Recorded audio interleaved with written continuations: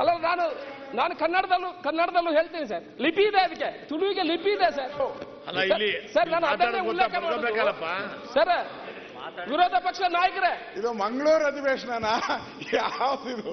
ವಿರೋಧ ಪಕ್ಷ ನಾಯಕರೇ, ಮಂಗಳೂರು ಅಧಿವೇಶನ ವಿರೋಧ ಪಕ್ಷ ನಾಯಕರೇ. ಆಯ್ತು, ಈಗ ಅಶೋಕ್ರೆ ಮಾತಾಡಿ.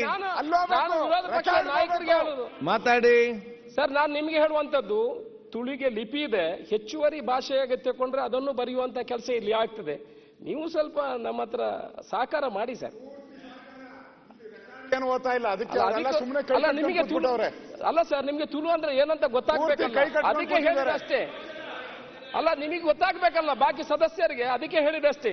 ಈಗ ನಾನು ಗಮನ ಸೆಲ್ಲುವುದು ಏನಂದ್ರೆ ಸಭಾಧ್ಯಕ್ಷರೇ, ಈಗ ಇನ್ನೂ ಹೆಚ್ಚು ತಡ ಮಾಡದೆ ಇನ್ನೊಂದು ಅಧಿವೇಶನದಲ್ಲಿ ಈ ಪ್ರಶ್ನೆ ಬರದ ಹಾಗೆ ಮಾನ್ಯ ಮಂತ್ರಿಗಳು, ಮುಖ್ಯಮಂತ್ರಿಗಳ ಅನುಮತಿಯನ್ನು ಕೇಳಿ ಇದಕ್ಕೆ ಹೆಚ್ಚುವರಿ ಭಾಷೆಯನ್ನಾಗಿ ತುಳುವನ್ನು ಮಾಡಬೇಕು ಅಂತ ನಮ್ಮ ಎಲ್ಲ ಸದಸ್ಯರು ಕೂಡ ನಮಗೆ ಸಹಕಾರ ಕೊಡಬೇಕು.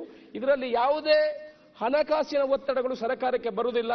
ನಮ್ಮ ಈ ವಿನಂತಿಯನ್ನು ಅವರು ಕೂಡಲೇ ಇನ್ನೊಂದು 2-3 ತಿಂಗಳಲ್ಲಿ ಮಾಡಿಕೊಡಬೇಕಂತ ನಿಮ್ಮ ಮೂಲಕ ವಿನಂತಿ ಮಾಡ್ಕೊಳ್ತೇನೆ.